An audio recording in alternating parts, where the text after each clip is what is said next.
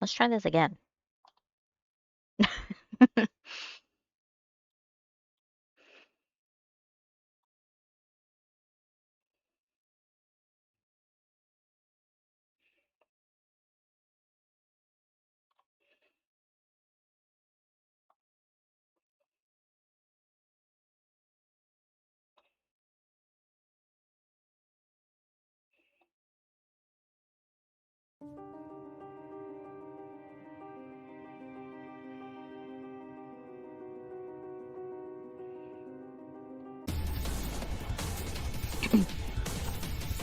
Iggy! Through my panic, I see Genzo brandishing what appears to be a screwdriver. Never leave the workshop without it. Genzo, this really the time for... But before I can finish my question, he slams the sharp metal end into the quivering flesh of the tongue. The reaction is immediate.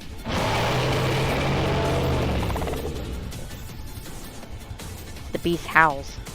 So loud it feels as though my heart twisted into veritable nothingness. Then the tongue jerks, flails, writhes in pain. Grab onto me. I don't have to be told twice. I launched myself at Genzo and latched onto his waist. Never before have I held onto something so tight. I dug my face into his belly, my breath hot against the swath of exposed skin.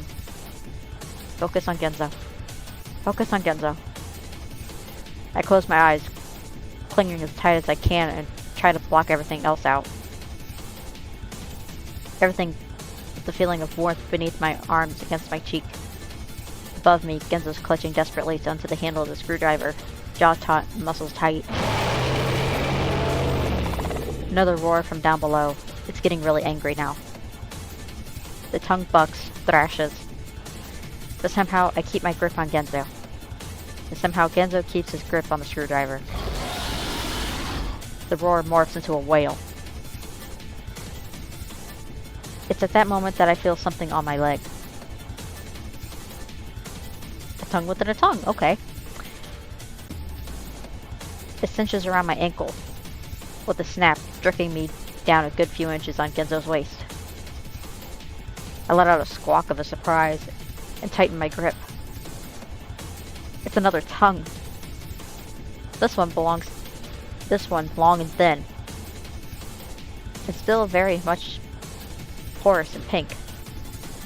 And it's curled itself so tight around my leg that it's cutting off the circulation on my foot. This hasn't happened before. Happened before? How could this have happened before?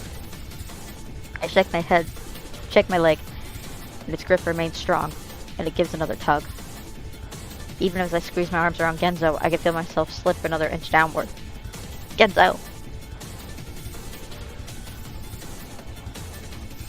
I see him readjust his grip on the screwdriver, his fingers shaking. Another tug. Harder this time. I've slipped down around Genzo's knees at this point. If this keeps up, it could be both of us. I could pull both of us down. Oh, thank you. Unless... Let go. There's no way I'm making it out of this. But I can save Genzo. He can make it out of this. Find Bucks. Figure out what's going on. Fix all this. But me... When have I ever been able to do anything? I let myself slip another few inches down Genzo's legs, my grip loosening. I'm the one who started all this anyway. I'm the one that had us open the door. I'm the one that let things get this bad between us. I squeeze my eyes shut. Another tug of my leg pulls me down to Genzo's feet. I'll use myself as a distraction. Make that thing devote all its attention to me. Then Genzo should be able to get away. I bite down on my lip, suck in my breath. One more tug and a hand on my shoulder jolts me back to reality. And I shoot a gaze skyward to see Genzo glaring down at me, his fingers clenched to the fabric of my shirt. Don't you fucking dare. I blink, eyes wide. Don't you give me that look. I know what you were thinking.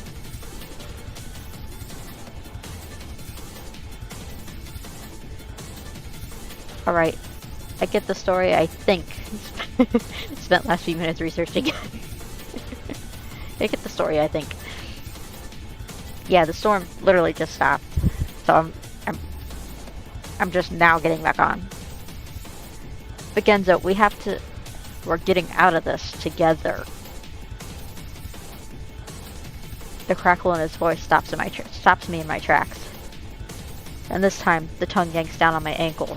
I squeeze myself around Genzo's calves, jaw clenched. Genzo's hand shoots back to the screwdriver to keep us from flying off.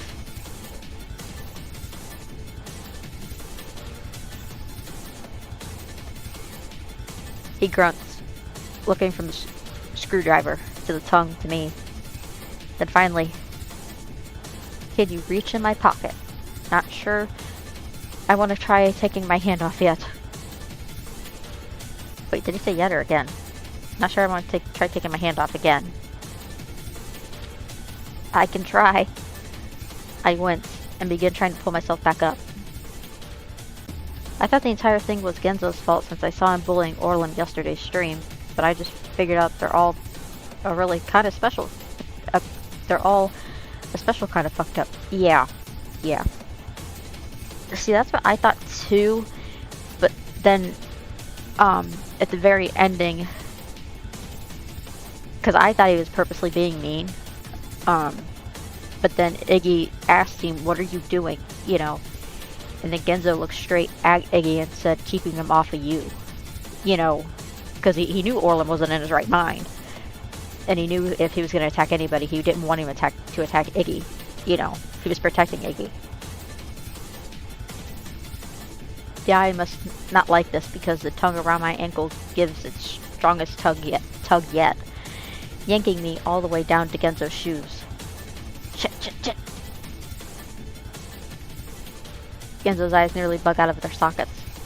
Just hold on, okay? He grits his teeth, and I see him take a deep breath before grabbing for his pocket. His hand comes out, holding his lighter. How about a little tongue flambe? He says with a grin, far too amused for our current situation. With one flick, two flicks, he gets the flame dancing, then holds it up against where the point of the screwdriver is piercing the pink flesh. It takes all but 5 seconds for the eyes to react. It's a roar from beneath us. Then the grip on my ankle finally loosens, pulls away, and the larger tongue beneath us bucks and bobs. Another roar, pain this time. I can practically see the surface of the tongue writhing and curling away from the flame. Just when I wonder how much longer I could stand it, the muscles beneath us grow suddenly taut. In one whip-like movement, the tongue reels back, then chucks us forward. Genzo and I go flying like rocks in a slingshot.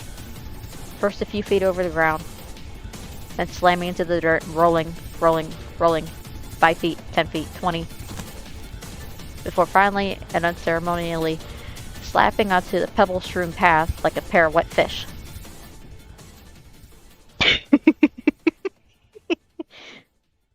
Iggy's like, okay. Twin puddles of saliva turn the ground dark beneath us. My head's still spinning. I'm not even sure I'm still conscious at first. I open one eye, then the next.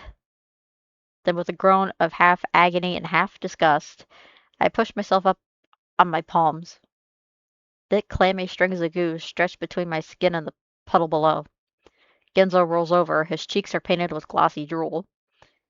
Hey, Eggs. Is it bad I actually felt the chill down my spine? No, it's taking me everything I have not to gag myself, so. If I ever ask how much worse it could get again, please just stab me. Stab me right in the face. he says before hacking a glob of saliva to the ground. Blech.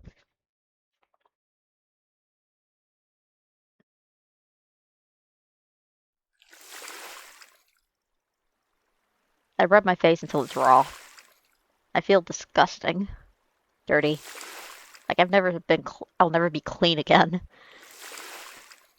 Like I've got eye saliva seeping in the crevices I didn't even know I had. We're in the shoals of a river, up to our knees in the water, rinsing our hair, our clothes, our mouths. Ugh. Genzo's taking his jacket off and is kneading it atop his knee like a washboard. His hair sticks up in errant wet tufts that shudder with each jerk of his shoulders. And now it's even weirder because now I'm hungry. I watch him for a few seconds. If we weren't in a horrific wonderland currently fighting for our lives just to survive, the sight might almost have been picture-seek. Like the two of us were on a trip together, hiking or camping or something. The thought of Genzo trying to pitch a tent nearly summons a laugh from my lungs. Yeah, just the two of us. That'd be nice. I blink. Of course that'd be nice. Anything besides what we're currently doing would be nice right about now. Genzo sees me looking and shoots me a wave, nearly dropping his hat back into the water in the process. I wave back, feeling somewhat awkward, and then begin limping back over the grass. This whole thing had my head all weird. So, Genzo clasps his hands together once he makes it back to the bank. Now that we've almost died about 50 times, are we allowed to go back? He shrugs his jacket back on before pulling his cap over his curls. Not that I don't share your sentiment, but we've literally done nothing. We haven't even found anyone else yet. I was afraid you'd say something like that. Nevertheless, I, Genzo Ichihara, shall stay by your side as your loyal and trusted knight. Oh, since when did you get all gallant? Last I checked, it was you who always took off first sign of getting caught whenever we were doing something we weren't supposed to. He promptly slapped my shoulder. Since you lost all, since you lost all fuck, since you lost fuck all reason and have been doing nothing but merely getting us killed, you idiot. Somebody needs to be the brains of this outfit, and apparently it's not gonna be Mr. Hotshot Programmer over here. Hey, he has a point, to be honest. My head's been a little all over the place. And another thing. Kenzo whirls back around this time with a finger pointed right in my face. Any more of that noble sacrifice shit out of you and I'll off you myself. You really that anxious to throw your life away? Think a little more highly of yourself, would you? I stand there in silence. I don't know what to say. Genzo huffs, crosses his arms across his chest, clearly peeved. Sorry. I bring a hand to my curls, scratching my scalp, then turn my gaze toward the ground. Guess I wasn't really thinking. Genzo's face softens, hardens, then softens again. Yeah. Just don't do it again. Yeah. You're important to a lot of people. He lets his arms fall, then crosses them again.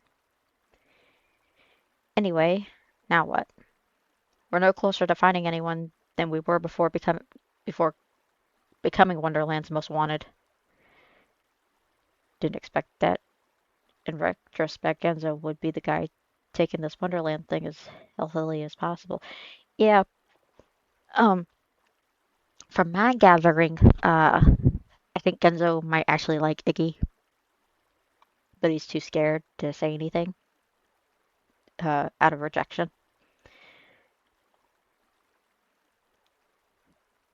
Or he's just that respectful, and he doesn't want to lose him as a best friend. I run a hand through my damp ringlets of my hair and peer across the landscape. I don't. But before I can finish, a flashy movement catches my eye. I turn my attention towards the far bank, where the river twists around and forms what looks like a small bench. Don't they all like Iggy? Yeah, but I think, I don't know. I'm thinking each arc might lead to a different, you know, who likes who most. I don't know. We just got to see. So there's 5 arcs, we're on the second one now. A dock has been erected on the sand, and a boat is slowly guiding its way over from the opposite direction. Genzo follows my gaze, narrows his eyes. That's freakishly ferocious. He's not wrong. But at the same time, no, I remember this. The sight of the miniature white riverboat is enough to bring fuzzy, shifting images bubbling to the surface of my brain. Yeah, I remember when I used to have wet dreams every night during my teenage years. But you don't see me anxious to return to that, do you? I ignore him. Instead, taking a step forward toward the dock. Iggy. And I'm off, jogging toward the boat, the river beyond. Fuck. Ginzo clenched his hat and starts after me.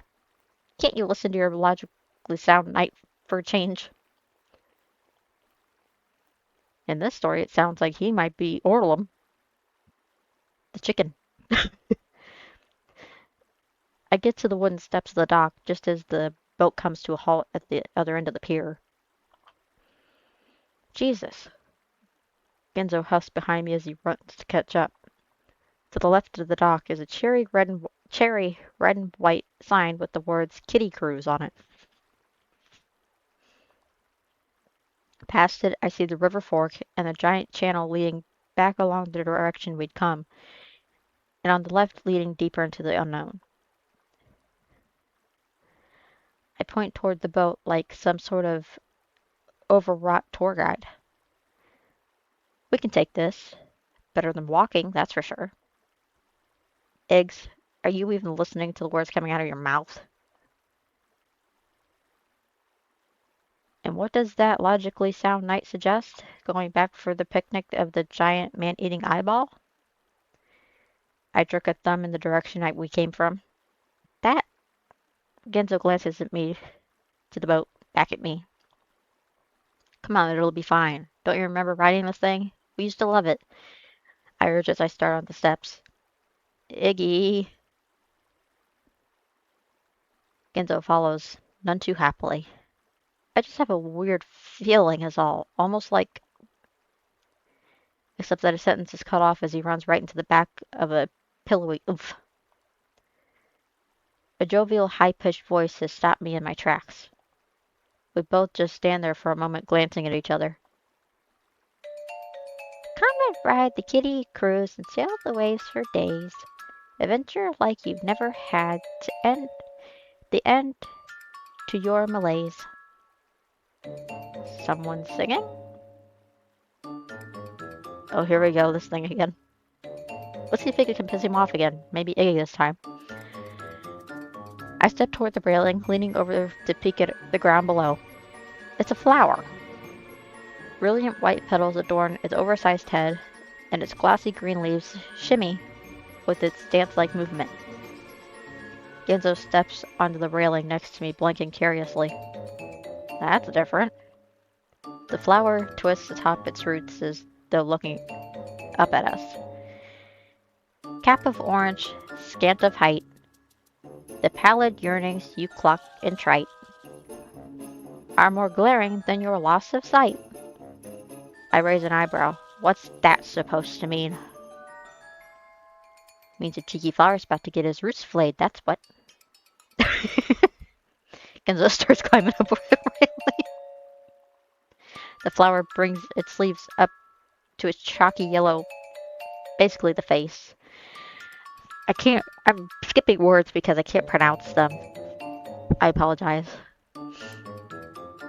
As though slapping its hands to its cheeks in fright, it recoils in Genzo's approach. This gentle flower, locked in its earthen cage, warrants not the fruits of your misplaced rage. Genzo snorts. I can't help but laugh. It's just a flower again, no need to get so worked up. Says the one not getting ridiculed by it. Just ignore it, come on. Genzo huffs, but calms. He readjusts his cap on his head with a cavalier twist, nods once at the flower, then steps back toward the stairs. The flower wiggles its leaves, this time turning its attention to me. Afraid to reach out, afraid to try. But if fear rules your life, life will pass you by. I stop. Blink. Stare down at the flower. The words strike something in me. My fingers curl tight around the wood of the railing. Fear, huh? I chew on the inside of my cheek. What do you want, Diggy? A sudden sensation on my back makes me jump, snapping me out of my reverie. I flip my head back to Genzo, eyeing me in concern. Hey, you okay there? Get all quiet all of a sudden. He pulls his hand back. I just stare at him for a moment. My chest feels funny. Tight and floaty at the same time. Like I'm standing on top of a tall cliff and wondering if I should jump. I finally turn away, running a hand across my clammy forehead. I'm fine. I'm fine. Just a flower, ain't it? Isn't that what you just told me?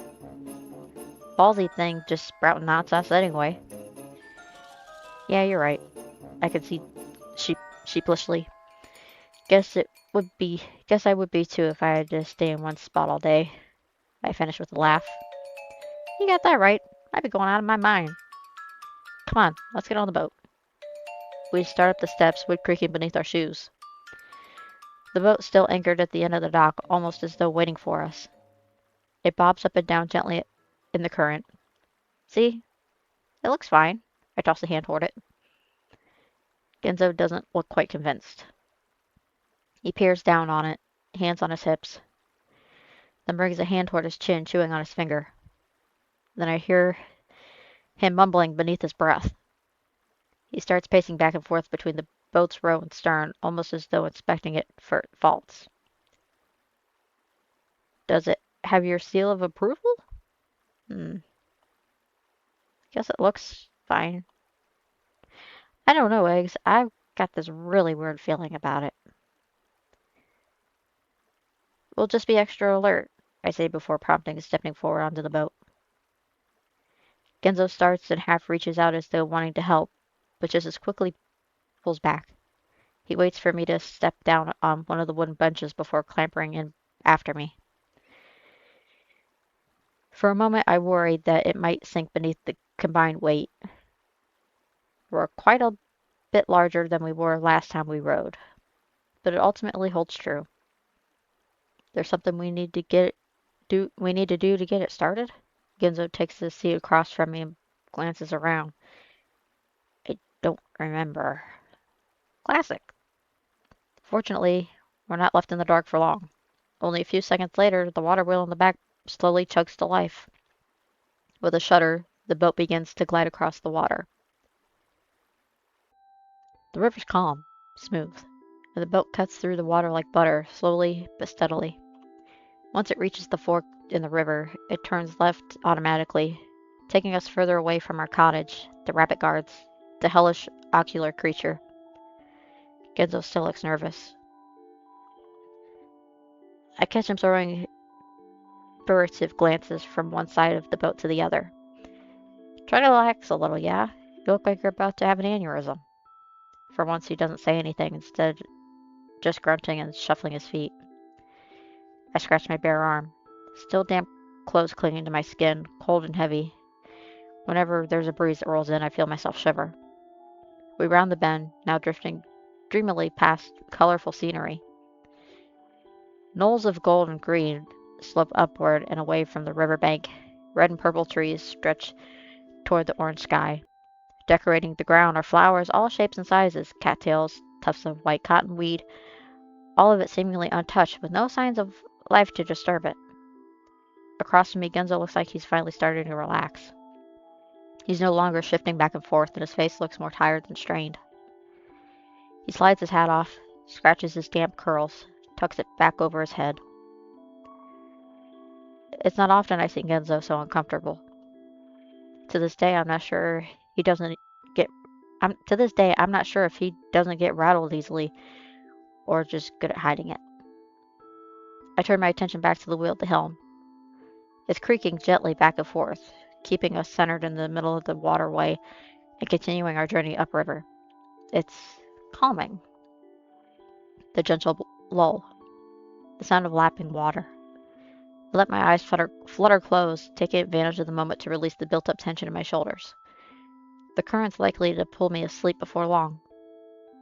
When I open my eyes, I see Genzo staring at me. I sit up a little straighter, suddenly self-conscious. Well, what? He looks away, guilty almost, as though he's been caught doing something he wasn't supposed to. Just don't want to forget what you look like. I bite the inside of my lip. Oh, I see. As for me, though, that I'd gladly forget, I'm ugly as fuck. I mean, wow, I kind of wish I never found that out. Don't say that. I'm just saying what everyone's been thinking all these years. No one's been thinking that. Yeah, keep telling yourself that. You'd be surprised what people are really thinking about you. What they say if they weren't afraid of people thinking they're jerks. What they say if they weren't afraid of people thinking they're jerks. Instead, I get underhanded comments about my mom, like, going a bit heavy on the snacks, aren't you? Aren't we? My aunt accidentally mailing me a jumbo-sized pack of weight loss tea all the way from Japan.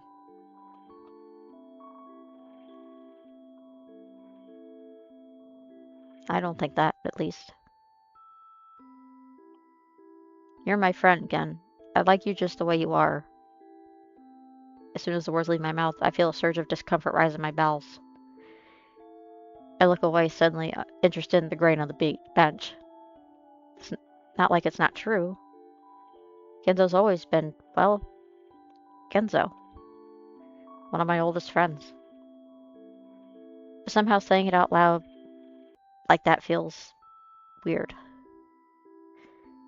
And the same sensation in my chest from earlier of the docks is back. The bubbles of not quite fear, not. I feel Genzo's eyes on me. He's not saying anything. When I finally look up to catch his gaze, he quickly turns away. He rubs his face, puts his hands in his lap, clasps and unclasps them. He seems to be looking anywhere but me. After a few moments of silence, he stands up with a grunt, wandering over to the railing. He gazes off into the trees. Damn, though, this whole thing sure is bringing back a fuck ton of memories. Whoop. My phone's attacking me. He turns back, half sitting on the railing, and reaches for his pocket, pulling out a carton of cigarettes. It must take him a moment to find a dry one, because he studies it for a moment, then brings one to his lips. One flick. Two flick. With 3 flicks of the lighter, the flame bursts to life. Soon he's puffing away, his eyes staring vacantly into the side of the boat. There's something about that image. What a way to change the subject. Well, they both want to admit something, but then they don't. Him leaning against the railing like that. Smoke marbling above his head. Why is it so familiar? Close my eyes for a moment.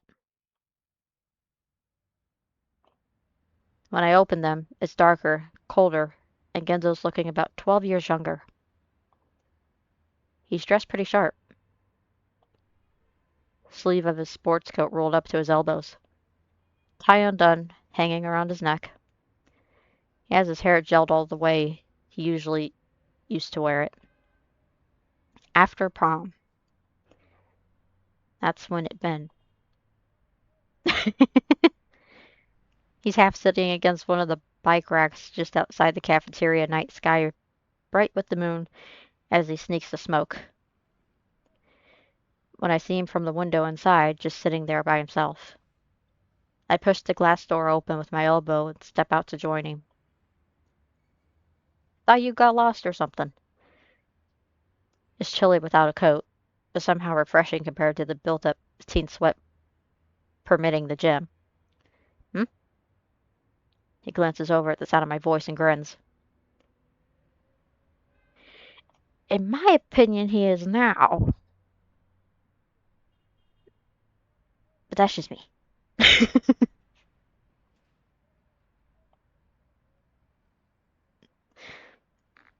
Me? I'm never lost. Just taking a different route than everyone else. You should have seen Hunter at bingo. Hooner at bingo. Lucky fucker won an iPod shuffle. Genzo stretches his arms over his head. I'm holding out my luck for the raffle. Daddy's gonna get himself a Dell. Confident, are we? I laugh and take a seat next to him. He holds out his water bottle with a little No, thanks. I'm not getting expelled with only a few months left. As a person whose IRL appearance almost matches his with small deviations, I disagree, but okay. Oh,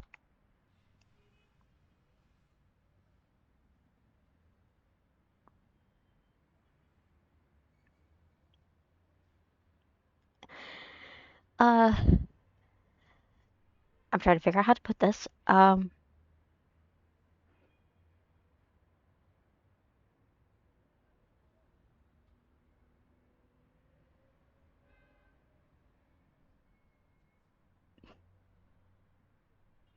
It's not that I don't think he isn't good looking now, but uh, as far it because probably because I'm thinking teen years right here. Okay, as far as a grown adult, um, Genzo, how Genzo looks now, you know, um,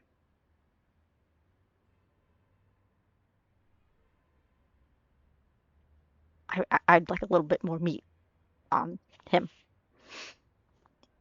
I don't know how else to put that. No thanks. I'm not getting expelled with only a few months left. Yeah. He shakes his head, takes a sip. Now that I'm close, the smell is much stronger. The bottle had been full when he brought it in. Now there's only about a third left. You'd never get expelled. Everybody loves you. He throws an arm over my shoulder, then brings the cigarette back to his lips. Me, though. Oh my god. I hate when they put.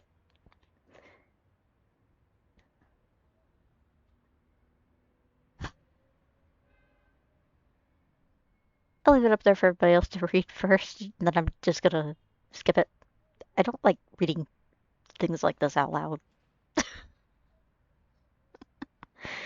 Oh. A grin. Let the fuckers try, I say. He shakes his fist at some unknown entity in the sky. When he slips, when he slumps back down, his body's heavy against mine. He sits there unmoving. I can see him gumming the end of the cigarette. Then a hiccup. He brings an arm up to wipe his nose. Maybe you really should put the bottle away for a while, I wince. Somebody's definitely gonna notice. You know, I'm really gonna miss you. Huh? Mr. College Boy over here off to bigger and better places, getting your fancy schmancy degree. It's only an hour away. Not like I'm leaving the planet. I try to laugh. Besides, I'll be back. a pause. You decided what you're doing yet? He waggles a cigarette between his teeth, smiles, pretends to look around, waving his hand toward our surroundings. Maybe I'll go on to bikes. Bikes? Yeah, you know, everybody loves bikes. So by association, everybody would love me. I'll be the most popular gent in town. By the time you come back, you'll need an appointment just to talk to me. A bird hoots softly from up amongst the branches overhead. Yeah, get my own little shop. That'd be nice. Now he's rubbing at his pant leg, again and again, as though trying to rub right through the fabric. He opens his mouth, closes it. When he puts the cigarette away to let out a plum of smoke, I can see his fingers shaking. Um, he finally says, can I, tell you something? I raise a brow. Of course. Then, you can always tell me anything. His mouth twitches. He's really shaking now. I can even feel it in his shoulders. Feel it in my shoulders. Jen, what's wrong? You're acting really weird. And at that moment, the door pops open. And Gidget comes running out, her blonde hair dancing behind her. Iggy, Iggy, they're opening up the bouncing castle. Come on, you have to go in with me. Her hands find mine, then she's tugging me up off the bike rack. All I can do is laugh. Okay, okay, okay. I throw a glance back at Genzo, even though I'm being dragged inside. Come on, Gen. Bouncy castle. We pass by Orlum at the door, who's just watching us, shoulders hunched as he wrings his hands. I catch him throwing a look at Genzo before dashing after us, rat tail bouncing. Wait for me. I frown. But not in memory. Back at the present. I hadn't thought about after prom and I don't know how long. It had been the last time the five of us had felt like a unit. Our own little group. With honorary member Hunter, of course. After that, we'd all gone our separate ways for a while. College, community college, vocational school, and Genzo's case. In Genzo's case. But even after we all eventually returned, it had never been quite the same. Though strangely, we all had returned. Bucks and Hunter had, despite Hunter being accepted into a PhD program on the East Coast. Gidget had, despite Lambrook being the last place you'd look for a modeling gig. Even I, despite the few semi-tempting offers from startups in California. Almost like, no matter what, something had always been drawing us back here. I glance back at Genzo, who's now wandering the length of the boat, checking on the helm. He looks so short next to the big wheel that I almost laugh. Don't steer us into an iceberg, I say with a grin and push myself up to my feet. What do you think's controlling this thing? He muses, giving it a little flick with his hands. What do you think makes anything in this place do? Whatever it does. I gesture vaguely around our surroundings. Skittles? Definitely Skittles. I chuckle, hands in my pocket, and I let my gaze settle unfocused somewhere around the far trees. And then it's then that I see it. A sign.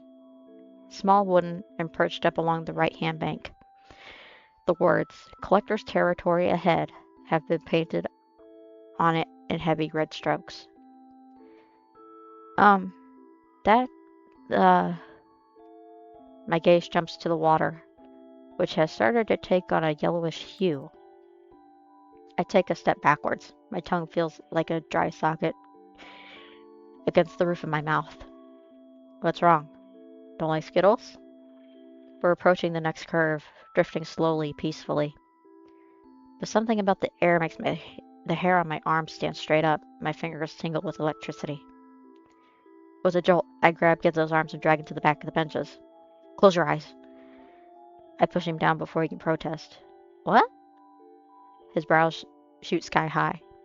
I'm trying to press Genzo's palms against his eyes. Just do it. No time to explain. Close your eyes and don't open them until the boat stops. Promise me. Jesus, Iggs. First you act like I'm crazy for not trusting this thing, and now you go ballistic. Pick one, stick with it already. Just promise me, okay? Genzo waves his arms in disbelief, but closes his eyes all the same. Alright, I promise. Jesus. Watch him for a second, making absolute sure he has them closed for good. Then follow suit, folding forward and cupping my eyes in my palms. Then I wait. Here we go with this game again. Sitting there, elbows digging in my knees, toes curled inside my soggy sneakers, and sweat gathering at the crook of my neck. I can hear the water lapping against the sides of the boat.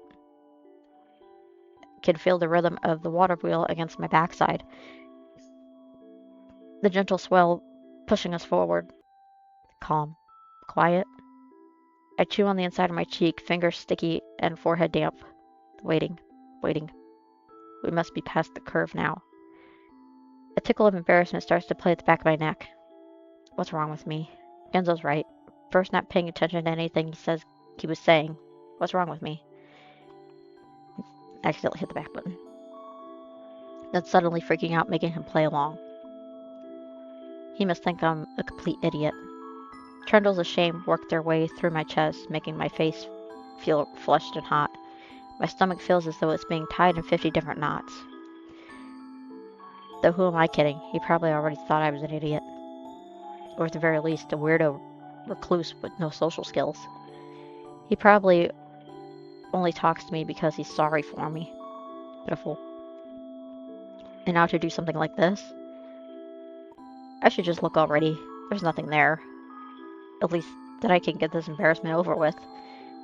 My cheeks, my neck, my back. I feel so hot. Hot with shame. He could never like me. My breath comes out shaky and feverish, leaving moisture in my wrists. I'm a disgrace. Just look already, you idiot. No. I've done this before. I've definitely done this before. But I'm not going to let it happen again. I press my hands to my eyes hard enough to make them pound. And in that instant of pain, the heat leaves. My chest unclenches. Coolness washes over my body like a breath of fresh air. What the fuck? I wipe my damp forehead, but keep my eyes clamped shut. That was weird. I've never had thoughts like that before.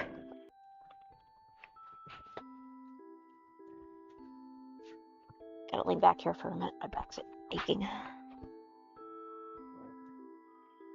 I mean, sure, my self-esteem's never been the greatest. But nothing like that. It's this boat. It has to be. Hey, Skull, thanks for the lurk. I'll give you a shout out real quick.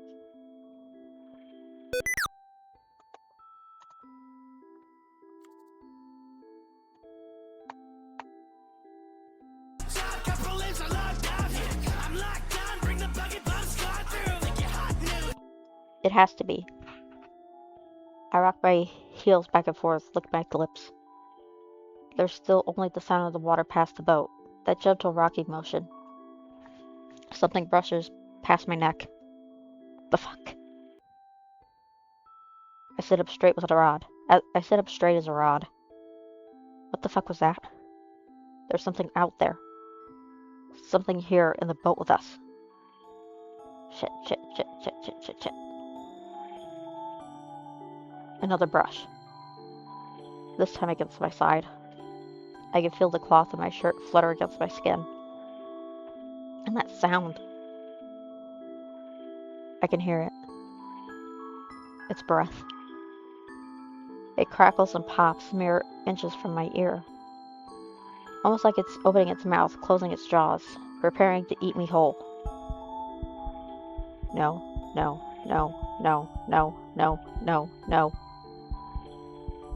Now it's playing with my hair.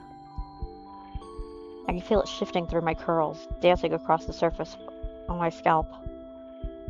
It wriggles and squirms, almost like a nest of snakes. Then lower. It curls beneath my chin. Lower. Sneaking underneath the collar of my shirt, brushing against my clavicle. Shit. I have to look. It's the only way to stop this.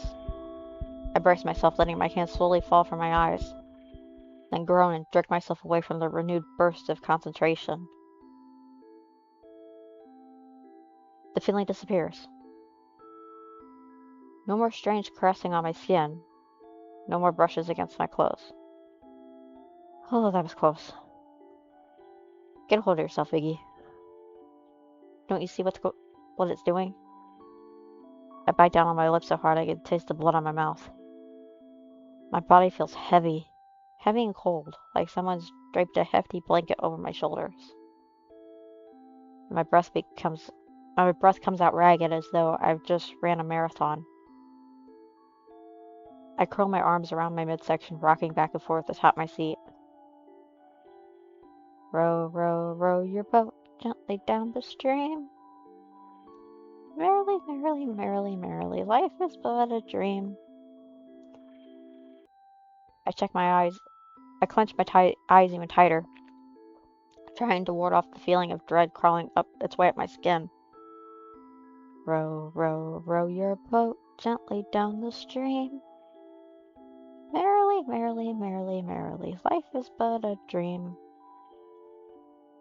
I can feel it in my arm. Warm, throbbing, heat that wants to burst out of my veins. Merrily, merrily, merrily, merrily. My head swims. Life is but a dream. My voice naturally cracks when I talk.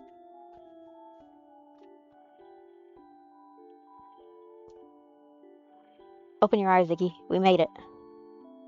Genzo? Genzo's voice is soft and comforting.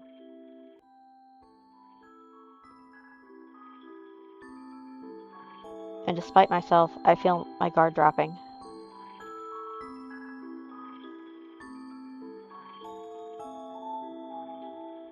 Come on, Iggy, let's go. Just the two of us.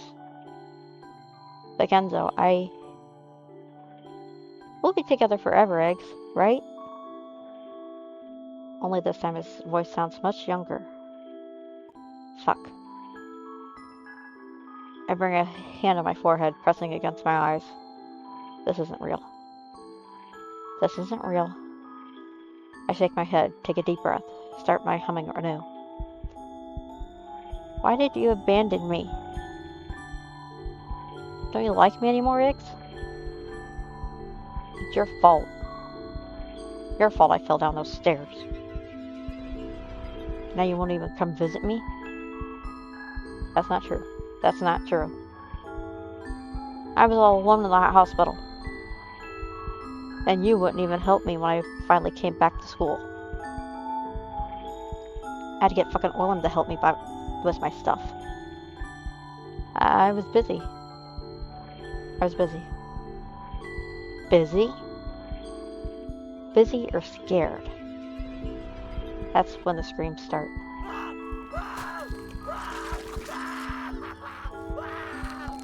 Just like last time. I clench my eyes even tighter. Scared that your best friend might want to No. I bite down on my tongue so hard I could taste the blood filling my mouth. Make it stop. Make it stop. And you're too scared now, too. Always too scared to help me when I really need you. I can't breathe. My head is pounding. Every nerve across my body is sending jolts of panic through my brain. Make it stop. Iggy! Oh, that's not fair. I can't take it anymore. With a choked sob, I begin to crack my eyes open, only for a sudden sensation to snap the spell. My muscles jump, nearly sending me straight off my perch. Somebody's grabbed my wrist. I panic for a moment until I realize it's Genzo.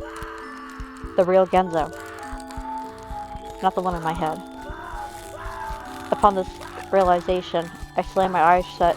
Just a glimmer of light begins peeking in through my lashes. Fuck. Fuck. His grip is so tight it's cutting the circulation off my hand, and I don't care. Instead, I focus on it, on the feeling of warmth, my safety net, keeping me grounded in reality. In the next moment, the boat hits something and comes to a sharp stop, nearly sending me to the floor. I sit there, listening. Are we there? It's quiet, save for the gentle lapping of the water beneath the boat. Yeah, this part of the game, I think, uh, do you recall the story of, Homer's Odyssey? I think that's what this part of the story is probably referring to, maybe, because, when they heard the sirens' voices, they more or less hallucinated. That's why they filled their ears with beeswax. But they needed somebody to listen to them so that they could, get through passage to safety, to home. So Homer did it and became mad. But once they got through, and that's why they tied him to the, post of the ship. But once they made it through and they were out of, uh, sound of the sirens' voices, he was fine.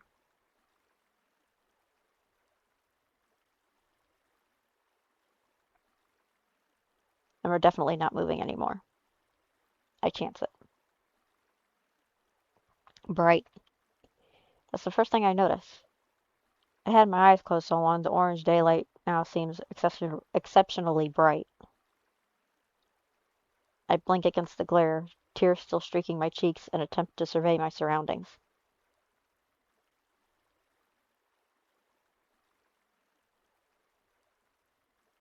Okay, well, I didn't want to assume things.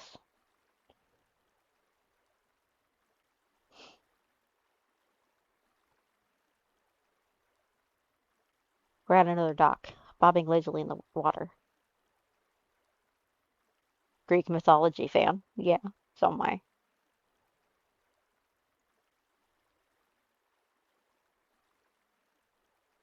My head shoots immediately to the side, looking for Genzo, needing to see him. He's still hunkered down on the seat across from me, his eyes closed and features contorted. And his fingers are still wrapped around my wrist so tight his knuckles have gone white. Genzo, I say softly at first, then louder when he doesn't respond. Genzo. Still nothing. I reach down and pry his fingers away. This finally does the trick. His eyes pop open in surprise and confusion. I can see beads of perspiration dabbing his cheeks and forehead. He takes a moment to look around before finally honing in on me. We're here. Are we here? It seems like it. The boat stopped at least. I nod in the direction of the dock. Guess that means we should get off. Yeah. Right, yeah, sure. You okay? Oh, yeah, sure. He pulls at his collar, rises to his feet. Guess I just got a little seasick there. We disembarked the boat in silence. I, I wonder what he had heard. Probably the same thing Iggy did, just as Iggy rather than vice versa. Then stand on the dock and then stand on the dock unmoving. Genzo's hand finds my shoulder, but he says nothing. He just stands there with his fingers curled into the fabric. I bring my own hand up and give his knuckles a squeeze. Come on, path seems to lead this way. I point past the end of the dock and toward where a valley of dirt winds itself off and away from the river, bordered on either side of more trees. Yeah, but Genzo's voice lacks its usual uh, vivacity. We start our trek. We start our trek away from the river without another word, and the two of us walking down a dreamlike path in a world of fantasy, with no idea where to go or what to expect next.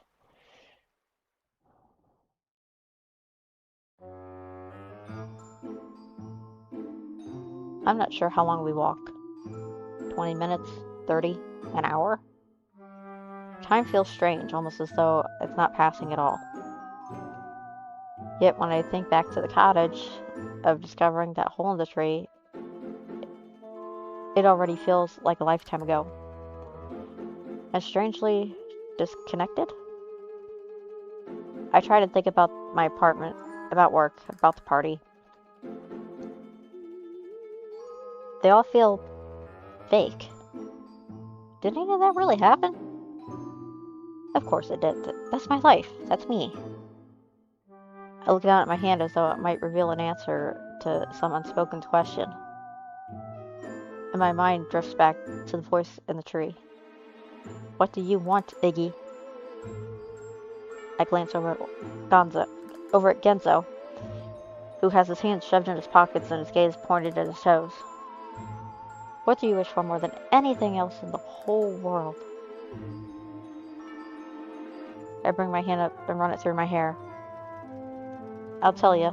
I'll tell you once you've got yourself hitched and you've popped out about 2.5 kids and a white picket fence to corral them. How about that? Then we'll be able to have ourselves a good laugh about it.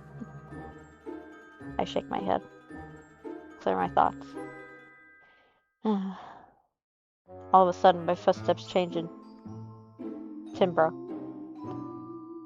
I glance down at the dirt path just giving way to cobblestones. Oh? I stopped just for a moment, studying the new pavement. Did we find the yellow brick road? Genzo takes this opportunity to survey the landscape. Through the foliage veiling the upcoming bend, I spy a splattering of bright colors, too bright even for the otherworldly trees. There's something there. I expend the energy in a short jog, taking me around the trees and in front of what I can only describe as a gigantic billboard. I stop. Take it in. Feel my eyes grow 5 times bigger. Jesus! Genzo trots up next to me, equally as stupefied. It's Gidget, only larger than life and wearing little, very little clothing. She's lying on her side, head propped up on her hand, holding a martini glass in the other. She's winking at the camera. At us. Next to her are the words, "Come visit Wonderland's hottest goddess," in bright purple print. My jaw goes slack. That's a side of Gidget I've never seen before. Genzo's brow reaches for the sky. You can say that again. Genzo cocks his head to look at me. Chews on the inside of his cheek, saying nothing more. Gurgle of unease rises up in my bowels, and as I take the image and the sign, my stomach twists. Thinking about her like this, I shake my head to make it seem to say it makes me feel uncomfortable would be an understatement. I turn away from the billboard, looking instead further up the path. Oops.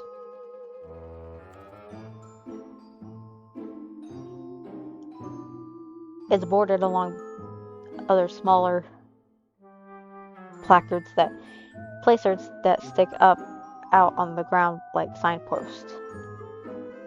Most of them sport Gidget, some of them gorgeous dresses and in bright summer assembles, some in ridiculous get-ups that look like they're some straight out of a fantasy or horror movie.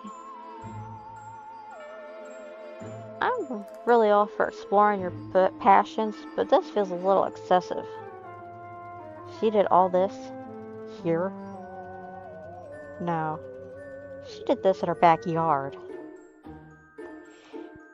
And so we make our way down the Gidget line path. Her smile follows us, sometimes sweet, sometimes slurry, and sometimes downright sinful.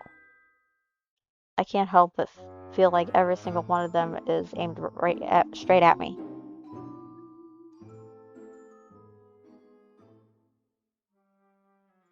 Twenty placards later sees us at the entrance to a small village. I surveyed the quiet white and dark wood cottages and puffing chimneys to curving cobblestone roads and vine-dappled walls. Okay, take your time. Yeah, go eat dinner. I remember this, though not quite as clearly as the Kitty Cruise, most out of focus snapshots. The ice cream. Somewhat I definitely remember eating ice cream here before. Could really go for a half-fudge sundae right about now. Genzo scratches his belly. Pushing the thoughts of sweets out of my head, I start down the main road. For once, we're the only ones here. For once, we're not the only ones here. People are milling about, walking from building to building. But none of them so much as glance at us as we look around. I round the next corner and stop. A crowd of people are gathered outside one of the more ordinate-looking homes. There's a good 15 to 20 of them, and though they whisper amongst themselves, occasionally the attention seems fixed on the door. You seen Miss Glamour shots yet? Genzo slides next to me. Not yet, but something tells me I'm about to. My stomach gurgles. I'm getting that feeling again. That feeling like I'm on the verge of entering deep shit territory. I bring my hand to my belly with a wince. Good morning, darlings. I turn at the voice to see the door open. Gidget has her hand raised above her head to greet the crowd. The previously quiet gathering erupts in cheers and applause. The sinking feeling in my gut forms itself in a 2-ton boulder. Thank you so much for seeing me off today. Another shoot, can you believe it? The scouts here just can't keep their eyes off me. She practically dances down the steps, the crowd parting to allow her room. Immediately, their hands reaching out, thrusting papers and books for her to sign, trying to catch a passing touch of her arm or shoulder. We love you, Gidget. Marry me, Gidget. Gidget's mouth curls into an over-exaggerated frown as she waltzes through. Oh, I'm sorry. I'm in quite a rush today. She pauses, then smiles with a wink, but I suppose 1 or 2 autographs wouldn't hurt. The crowd goes wild, flinging their pens and photos and exposed skin to her with even more vengeance. Me first, Gidget. I'm your #1 fan, Gidget. She turns towards the person standing nearest her, a teen girl with a bouncy ponytail decked out in pins, stickers, and accessories, all featuring Gidget's name or face. The girl wrings her hand in excitement as Gidget signs her name in her autograph book. Hey, Gidget! Only this time the call comes from the right of me, and I turn to see Genzo with his hands cupped around his mouth. Gidget turns and stops, then beams. Guys! She barely has time to return the girl's autograph book before she's dashing toward us. You're here! I can't believe it! Could say the same thing about you. We had no idea we'd find you down here. Up close, Gidget looks different. Except I can't put my finger on it. On how exactly. Only that her aura feels incredibly intense. You look, great. I finally manage. Gidget beams. Then grows instantly shy. I mean, I have to, keep up appearances. Who knew they'd let me down here? Genzo loops his fingers behind his neck, quiet.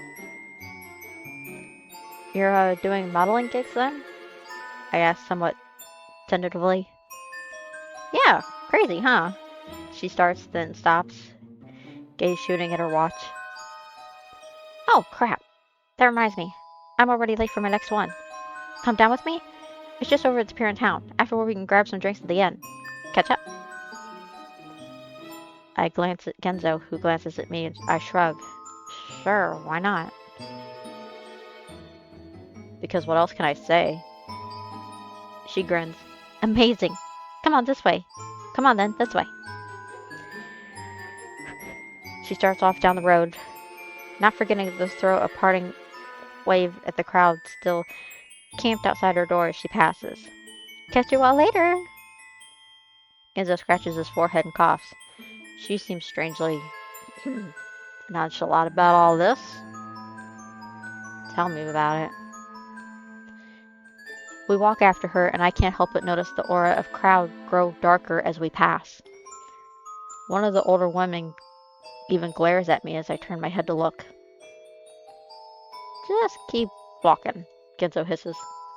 He steps between me and the crowd, one hand on my back to keep me moving. I don't need to be told twice. My pace quickens by about half a step. Gidget leads us down the curved road and past a few more buildings that looked familiar enough to jog my memory. Okay, give me 1 second, guys. I'm gonna do something.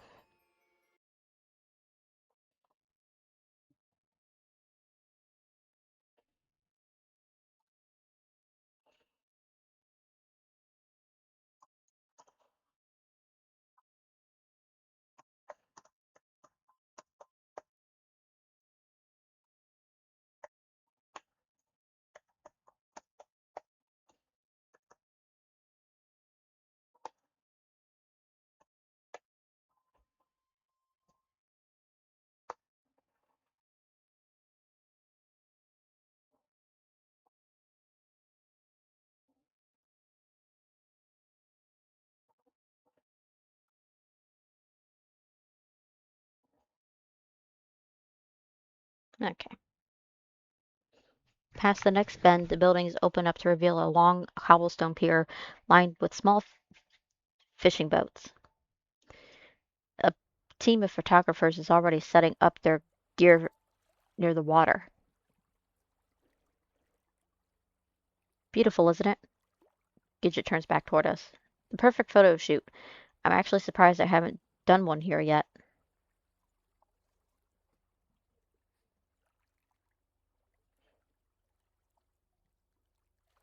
Hey, Outlaw, welcome in. Let me give you a shout out.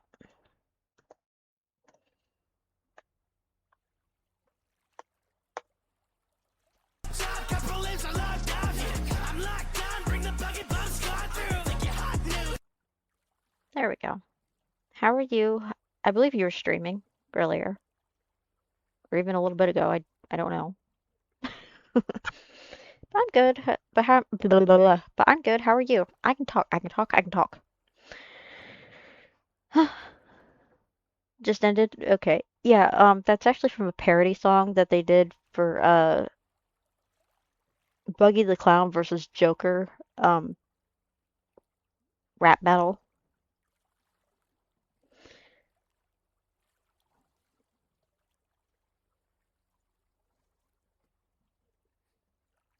Beautiful, isn't it? Gidget turns back toward us. The perfect photo shoot. I'm actually surprised I haven't done one here yet. Color me shocked. Ginzo squints as he takes in the scenery. Ready for the weekend. I'm doing okay though, as good as I can. Well, that's good. Well, if you need to go rest, then I totally understand. But I thank you for dropping in anyway.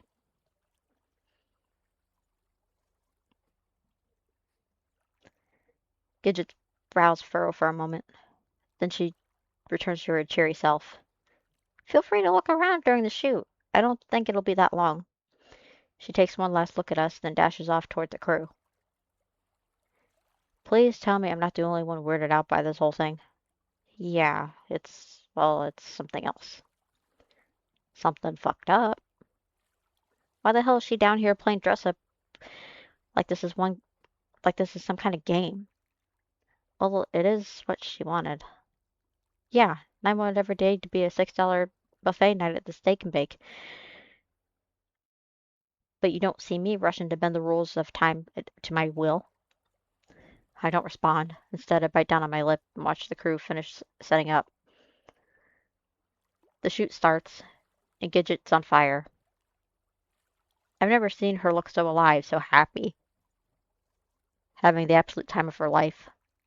They start with a few shots of her back to the boats, then walking along the pier, sitting atop the railing, gazing out toward across the lake. But despite her constant smile, I can't help but feeling uneasy, chewing and clawing at my belly. Why is she here? Why can't she act like How can she act like this is all normal? No sooner had the thought entered my head than Gidget glances up, beams, and begins waving me over. I pause, unsure, point to myself as though there would be anyone else she's pointing to. When she nods, I shuffle over awkwardly. She jumps down off the railing and approach. Join me for a shoot. What? My voice cracks. Yeah, come on, just for fun. Her arm sneaks its way around mine, and I feel her tugging me toward the camera. Besides, who wouldn't want to shoot this handsome stud, huh? Ooh. I throw a look of helplessness back at Genzo. His face is blank. Seems like I'm on my own then. I allow myself to be dragged toward the railing. They position us on the other side with a little blue slope, its sail flapping gently in the breeze.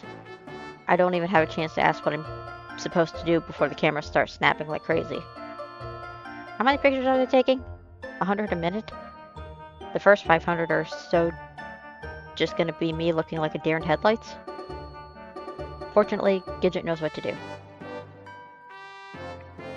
She grabs my arm, pulls me close, taps my opposite shoulder to get me spinning around. I blanch at first, then smile when I realize it's her. Laugh. She gives me a playful shove, gets me moving, points toward the especially oblong cloud in the sky to get me looking skyward.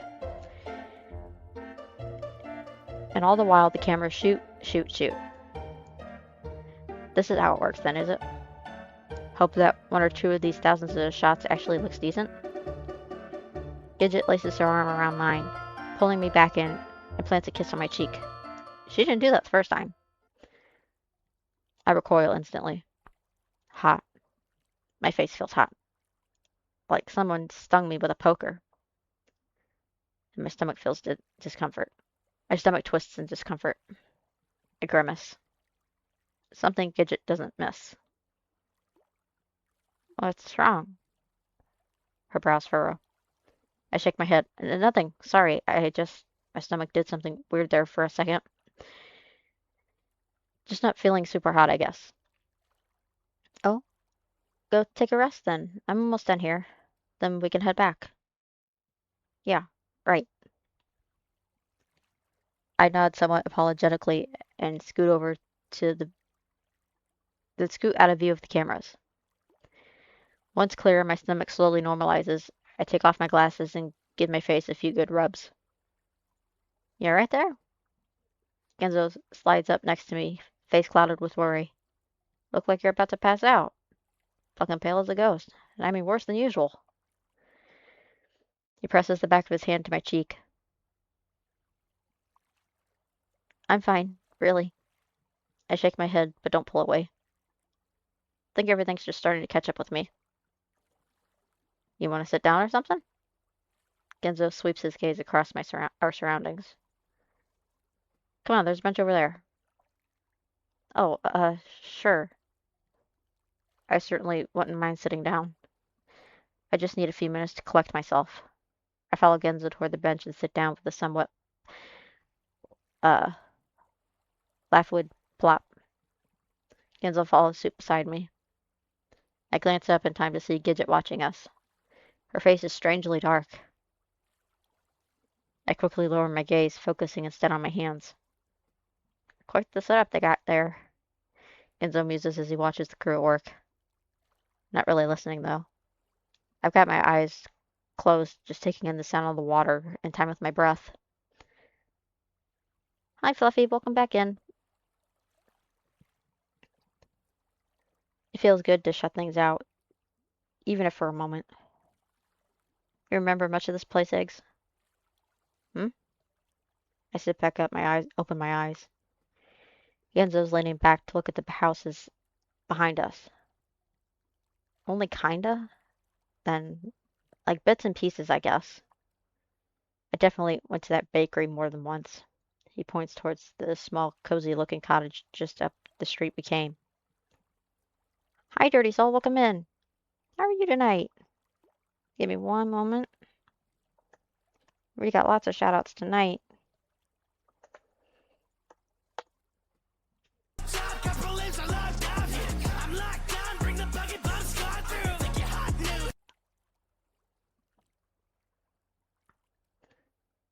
I remember the little old lady there gave me extra cookies. Said it helped me grow. Well, now we know that was a lie. I laugh. He keeps going, fingers bobbing in the air as if pointing at something in his memory. Wait. I remember. Wait. Remember? Orlam got stuck at the top of that wall and was just too scared to climb down. I see the wall he's pointing at, one separating a trio of houses from a miniature garden out back. Weren't you the one who dared him to climb it in the first place? Stupid fucker. Still can't believe he did it. That was pretty funny. I have to admit, that was pretty funny. Of course. Always. I hope you're having a good night tonight. And hey, it's not 2 a.m. in the morning this time. I bite down on my lip as I chuckle threatens to escape my throat. Those big eyes he had back then look like a deer in headlights. Right? Spineless then, spineless now. What a wimp. But even as I'm laughing, I can feel guilt curling up in my soggy clump of yarn in my stomach. Yeah, I can stick around longer now. Why is that funny? I can remember it now, becoming clearer the more I think about it. Orlam cowering atop the wall with his hands clutched like rocks at the rock and his knobby knees shaking. All of us on the ground were laughing, calling out at him. I shake my head, returning to reality just in time to see the crew packing up their things. Gidget comes bounding over to us. Vicky, we're done. She grabs my arm, pulls me to my feet. Come on, let's head back.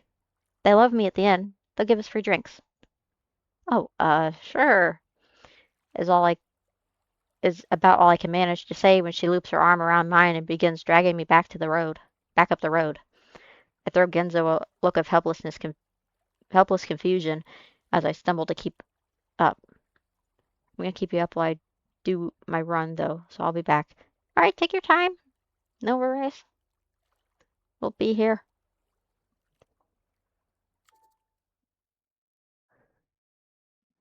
Gidget already makes me feel very uncomfortable. Shit. Were you still here when she, did the thing she did last night?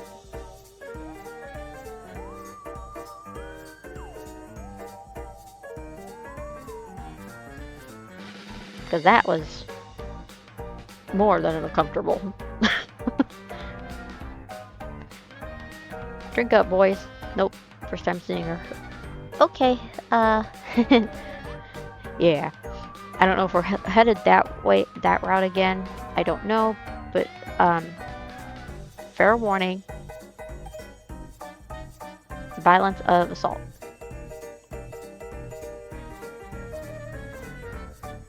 Drink up, boys. It's on the house. Busty woman with a flower print dress and a white apron slams 2 extra large beers down on the table in front of Genzo and me. Don't mind if I do. Genzo promptly grabs his and downs half the glass. I don't touch my own. Somehow the thought of alcohol only serves to twist my stomach further. I twist my hands tentatively around the base of the mug, as though I'm planning on drinking and just haven't found the opportunity yet. The inn is bustling with patrons. Men playing cards, groups of friends laughing and drinking.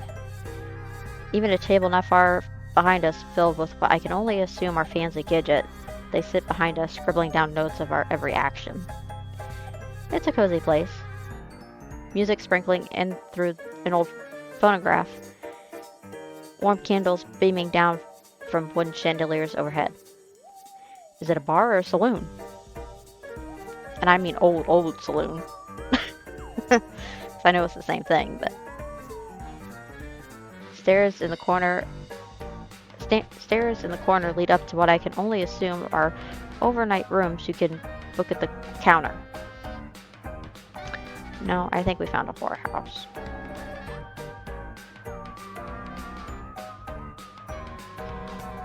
Sure didn't have anything like this when we were kids. Genzo laughs and wipes his mouth. I glance around, taking in the ambience. I mean, I guess we did always know this place changed. It always just kind of knew what we needed, even beyond the wishes, I mean. Genzo crosses his finger over his heart and lowers his head. Thank you for knowing what I need. He promptly takes another swig. After prohibition in the U.S., bars, clubs, taverns, and all such became one and the same. Yeah.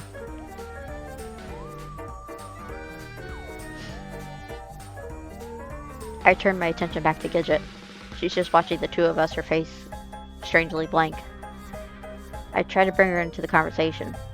So, how long have you been here then? Kinda seems like you've made yourself at home. This brings a strange little smile to her face.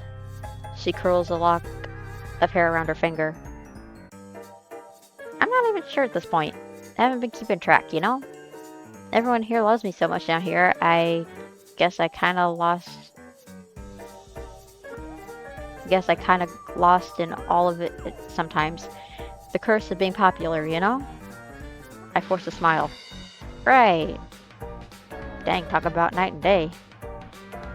Here, Iggy and I were treated like public enemy number 1. 1 and 2 the moment we arrived. Genzo's eyes go wide. Gidget just shrugs. Oh, that'll happen, I suppose. Only enough room for the goddess down here. Probably saw you as anomalies to be eliminated. Okay, Miss Press. Listen here. A laugh. I'm joking, of course. Very sad. My brow swishes. Of course. But now you're here, right where you're meant to be, So you can just relax. The way her eyes go razor focused at this, staring straight through me, sends a chill up my spine. I have to turn my gaze away. Pretty sure Iggy's not meant to be anywhere. Genzo grumbles, nursing his beer. He can make up his own goddamn decisions.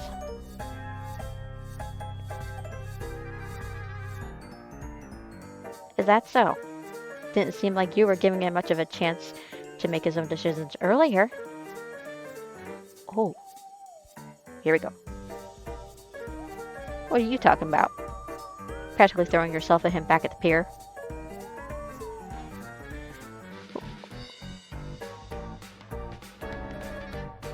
Okay, hold up, rewind. Who's the one that grabbed him? Practically all over him and kissed him? Right? Wow. It's disgusting, is what it is, leading him away from everyone just so you can have him all to yourself. They were in plain sight. They sat on a bench to the side while you did your thing. I took the guy to a fucking bench. Is that a crime? You tired him out with all the Wonderland next top model bullshit. All I can do is look back and forth between them with each new riposte. My brows reaching my hairline. Who knows what else you've already done to him? Probably turned him against me. Got him all confused. Oh crap, here we go. Genzo's face twists in disbelief.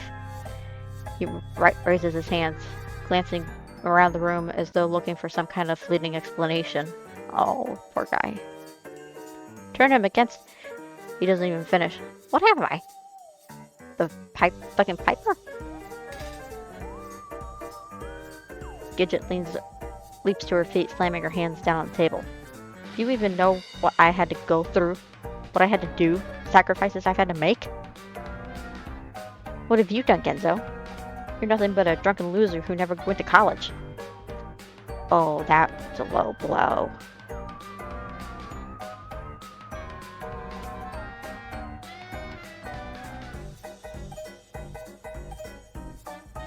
Okay, where's my knife? Bitch is gonna die.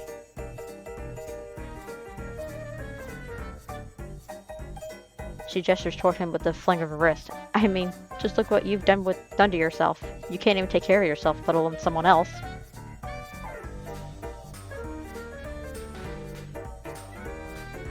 I'm serious, where...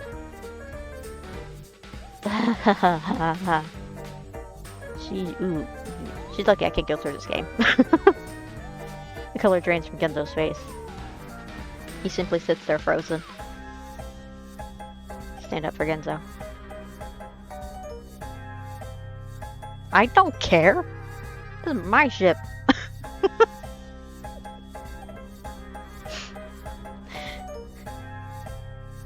I have no idea what any of this is about, but just so you know, Genzo's done a whole fucking lot.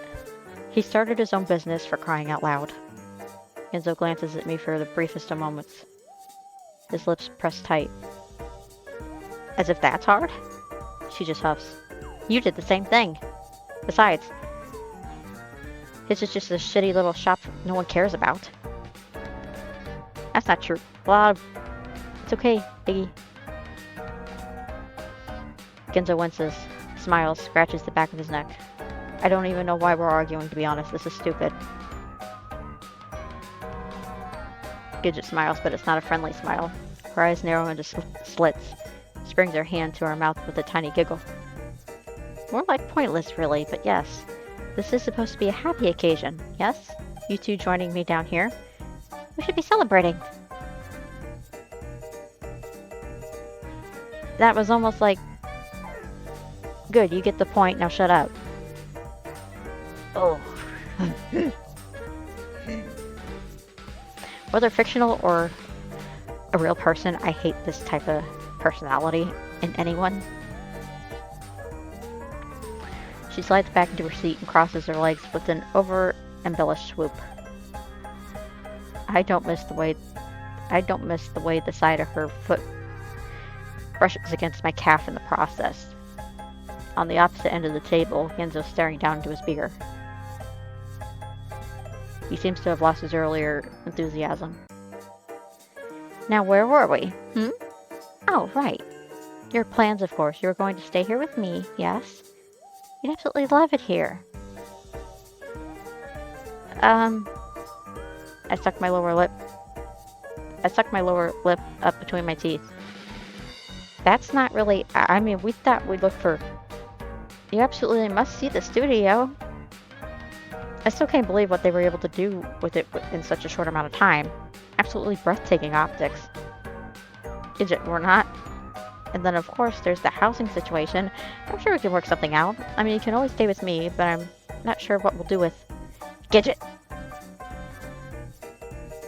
Gidget just blinks and cocks her head. What is it, Iggy? Throw a glance at Genzo for help. But for once in his life, he's silent. Looking mildly as though someone just killed his dog. I open my mouth, then wince and bring a hand to my forehead. There's a sort of panic building up at the base of my gut. This is all getting too much.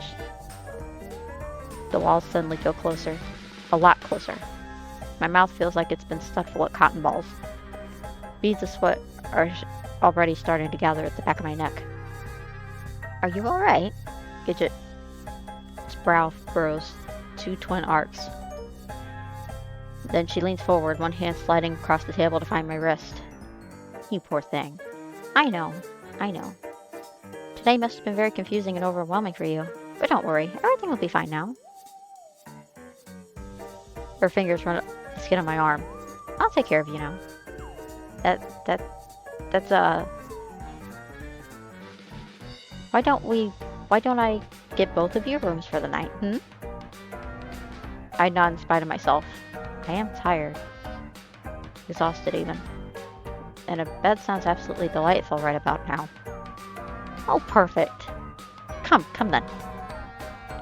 She rises to her feet with a sickly sweet smile. The hand on my wrist moves to my upper arm to tug me up. As soon as I stand with a wobble, she laces her arm in mine. I can feel her chest pressing against my skin. Let's get the keys from Mrs. Graham. She leads me over to the counter. Genzo follows reluctantly behind. She seems positively giddy, giving my arm a little squeeze, then snaking her hand in mine and entwining our fingers. I try to jerk away, only for her fingers to clamp down hard like it's like my hand is in a vice. I bite down on my lip until I can taste blood. 2 keys, please, Mrs. Graham. These 2 gentlemen will be staying the night. Of course, dear. The woman behind the counter smiles and procures 2 sets of keys from the back wall, placing them in Gidget's outstretched hand. They can stay as long as they like. Then we're headed upstairs, up and away from the sounds of the bar, into a quiet hallway lined with doors. Gidget twists one of the keys into a door to the right and pops it open. Here you go, Genzo. This is your room. Oh? He scratches his neck. I mean, if you want to keep drinking, that's also fine, but at least now you have your room and keys. Iggy and I are going to retire, though. That's so. Genzo's gaze goes to me now, looking for confirmation. I am tired. I am pretty tired. At that point, I just want to get inside my room, close the door, and go to sleep. And if that means playing along with Gidget until she gives me the key, then so be it. I think we'll all feel better in the morning. Quite right. Both of you need your rest.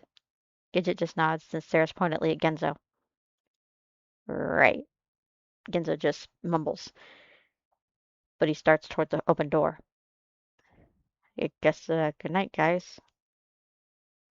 He takes one last glance at us, then disappears inside the room. Gidget immediately begins tugging me further down the hall.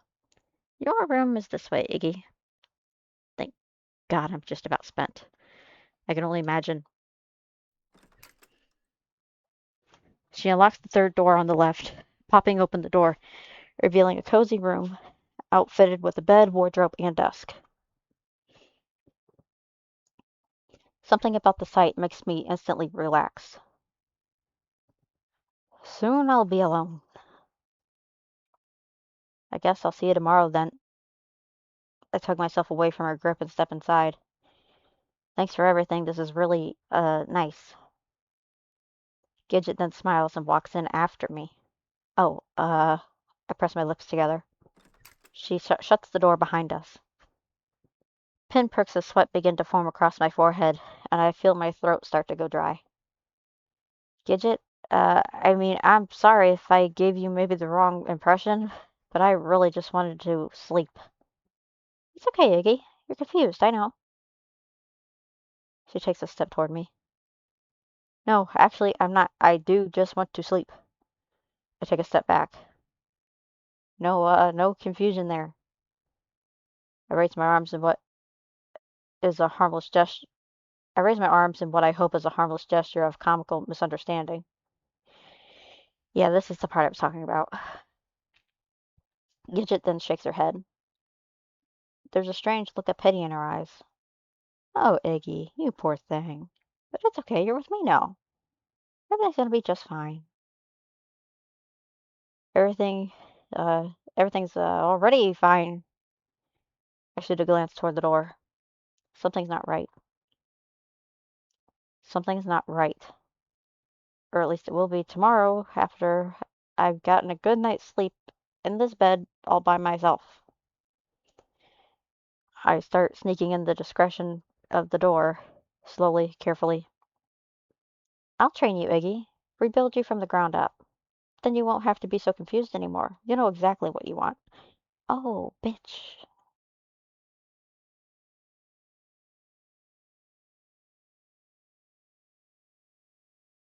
Where's my knife?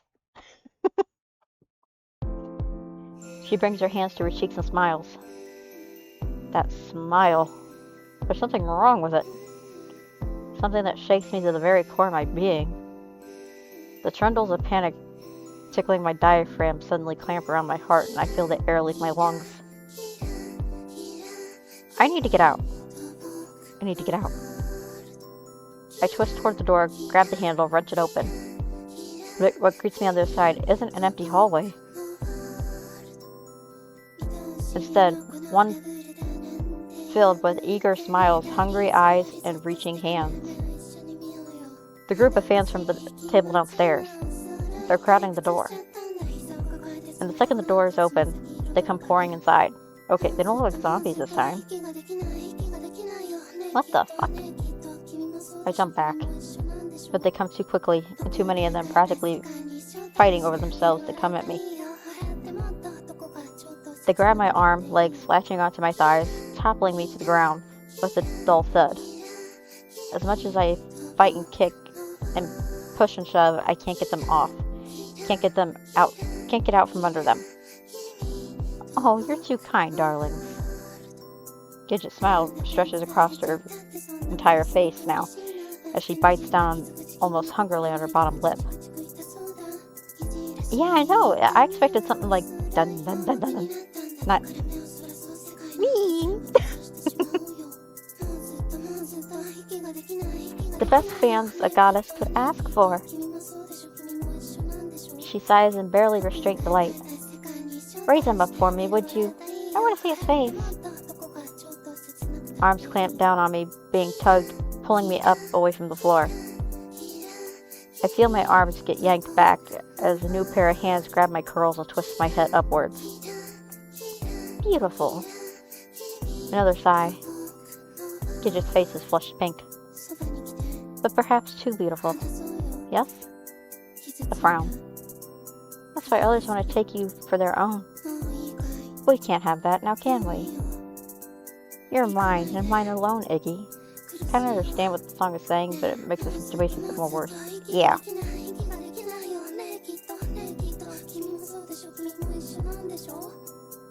She giggles, then dances off toward the desk. When she returns, she's holding a pair of scissors.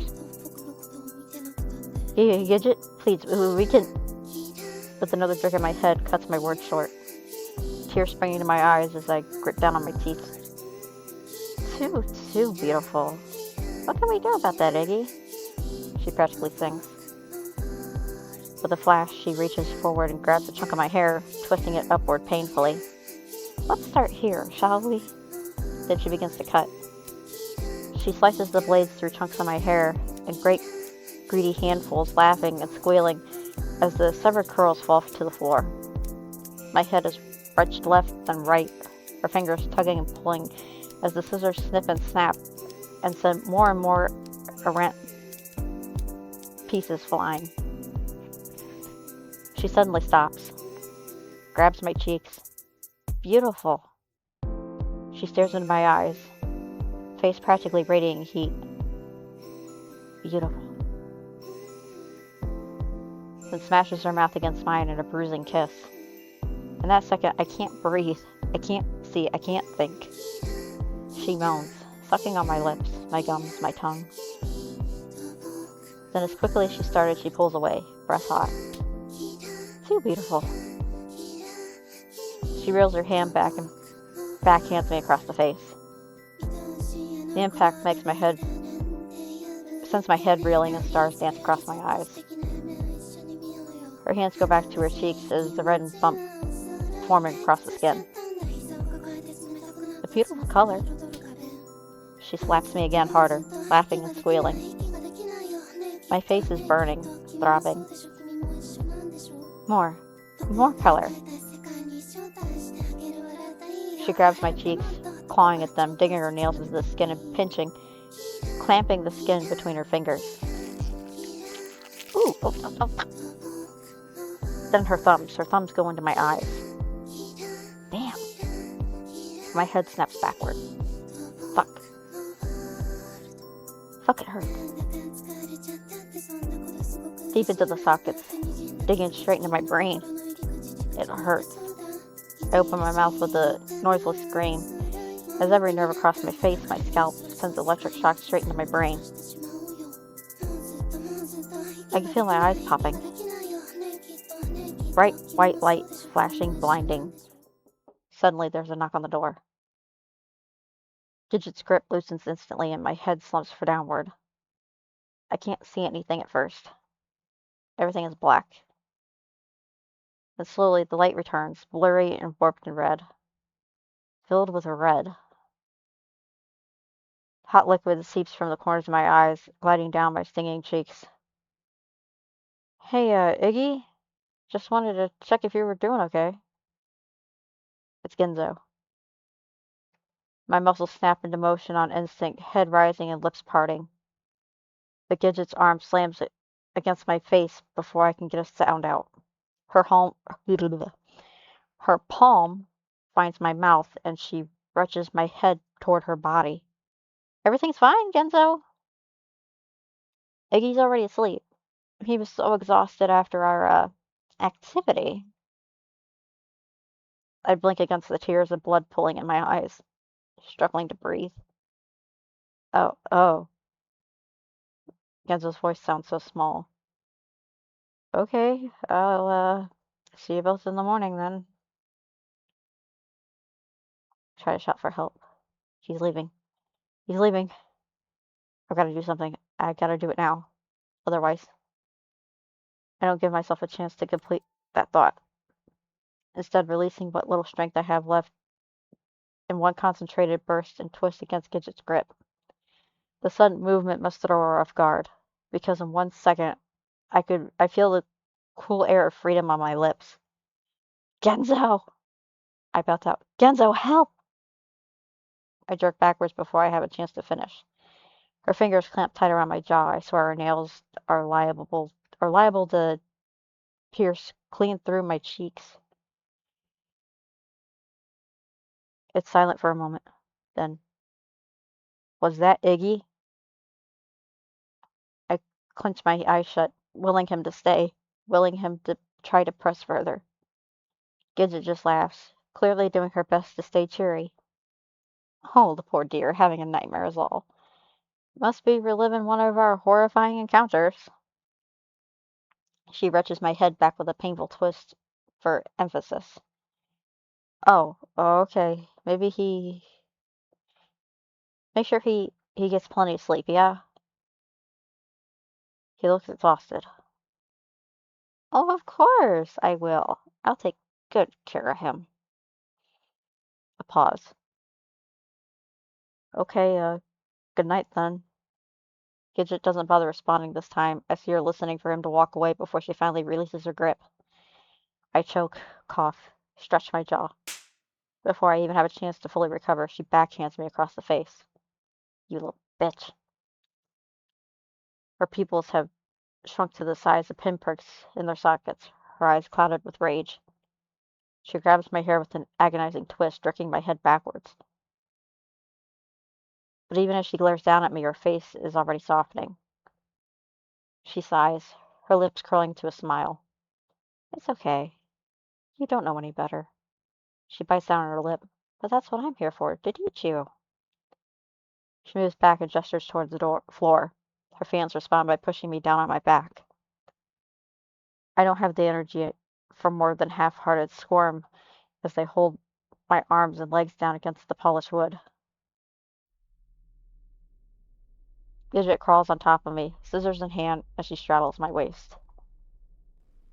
I feel myself start to shake as she leans forward, chest flush with my own. sweet little Iggy. It's just too tempting, isn't it? Being naughty. She runs a hand through my hair, then glides it down the side of my face before gripping my jaw. She squeezes it, sending my lips out in a comical pout. Shh. I know, I know. I'll make it easier for you. Then you'll never be tempted again. Her face monopolizes my vision. Her smile is searing itself into my brain.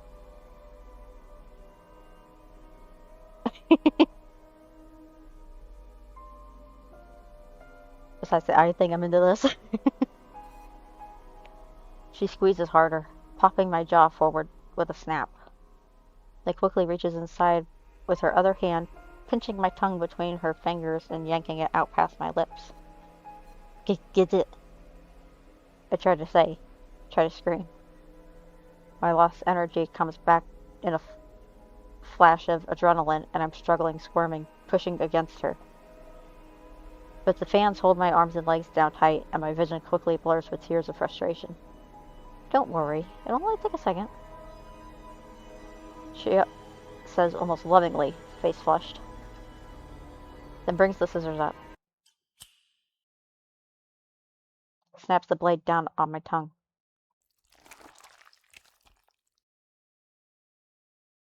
It separates with a revolting squelch. The pain is immediate. My back arches with a strangled cry wrenched itself from my throat. My tongue. I can't breathe. Can't even think. It's gone. Gone. Blood fills my mouth, bubbling over past my lips, choking and hot. I cough and send giant clots down my chin across Gidget's face. But this only delights her further. She holds the fleshy pink triangle up with a giggle, giving it a playful flick. There, see? Now you won't have any more incidences.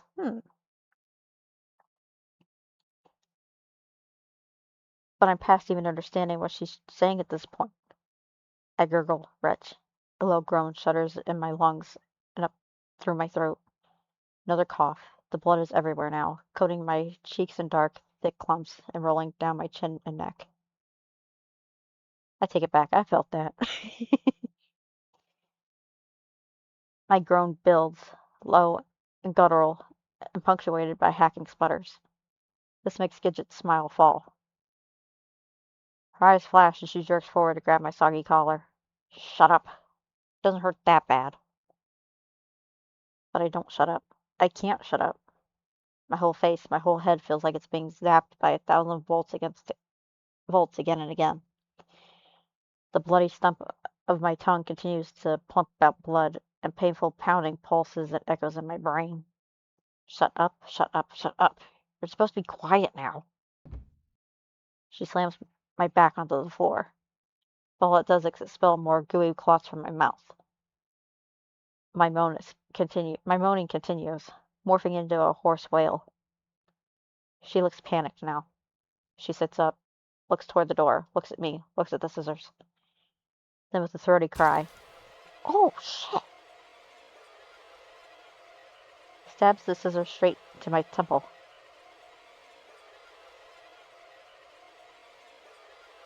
My body goes as stiff as a rod, and the moaning stops. I don't feel it. I didn't feel anything. Just pressure. Enormous pressure on the side of my head. The tears return, filling my sockets as my vision warbles into indecipherable blobs. I'm sorry, Iggy. I can't make out Gidget's face anymore, only a dark shadow looming closer. But you just couldn't be quiet. She tugs the blades back out with a pulpy plop. Plumpy. Plump. With a pop. My brain is gonna spill out on the floor. And it's not something I'll have to worry about for long. Already the world's starting to turn dark. I can't even cough anymore. The blood from my tongue oozes down the back of my throat, pulling in my lungs. At least now you can be with me forever, hmm? Gidget's voice coos from somewhere in the darkness. I'll take good care of you, Iggy. I feel her hand on the side of my head. One of her fingers begins wriggling its way inside the weeping hole. That's when my eyes finally roll back, and everything goes dark. I think she was worse than Orlum. Shit.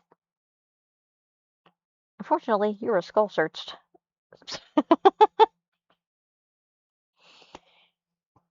But they have always said trepanning is good for the brain. Would you like to restart from where your most recent choice to return to main menu? Last choice. Good choice. Suddenly, there's a knock at the door. Gidget's grip loosens instantly, and my head slumps forward. I can't see anything at first. Everything is black. Then slowly the light returns, blurry, warped, and red. Filled with red. Hot liquid seeps up from the corners of my eyes and glide down my stinging cheeks. Hey, Iggy. Just wanted to check if you were doing okay. It's Genzo. My muscles snap in motion on instinct, head rising and lips parting. Gidget's hand slams against my face before I can make a sound. Her palm finds my mouth. She reaches my head toward her body. Everything's fine, Genzo. He's just so exhausted after our, activity. I blink against the tears and blood pooling in my eyes, struggling to breathe. Oh, oh. Genzo's voice sounds so small. Okay, I'll, see you both in the morning then. I need to do something. He's going to leave. And yet, something sparks in the back of my mind. The keenest sense of deja vu, coupled with a searing pain in my temple. I feel like I've tried this before, but I can't just let him leave, can I? He may be my only way out of this. Stay quiet. The feeling of impending dread is too strong. So as hard as it is, I stay quiet, instead clenching my eyes shut in futile despair, and hoping to someone somewhere that this is the right choice. If there even is a right choice. Gidget runs a hand through my choppy, jagged hair again and again. There, he's gone now. Don't you worry. He wants to take you for himself, you see. But you're safe here. Safe with me. She laughs, a delighted thrill that thrums against my face.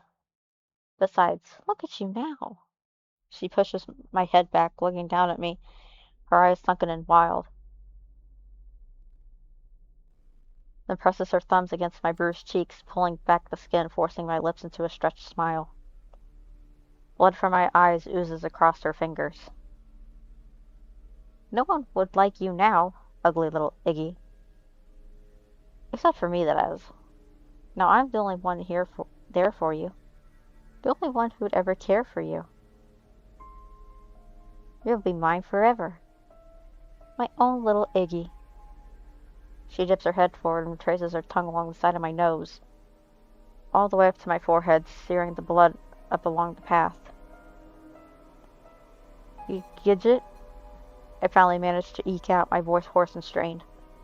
Hush now, she coos, and traces her tongue downward, past my lips and chin, down the side of my neck. I felt her slide up and onto my lap, straddling my hips. Blood decorated her lips and chin. Aren't you a man? This is what you're supposed to want. She tugs at my collar, giggling against my skin, then lets her finger start to trace down my chest. Or perhaps it's just that you haven't been with me yet. Down, down, down. My stomach recoils at the touch, sending the fabric of my shirt fluttering. What is it, Iggy? You've been saving yourself for me? This is what I'm supposed to want?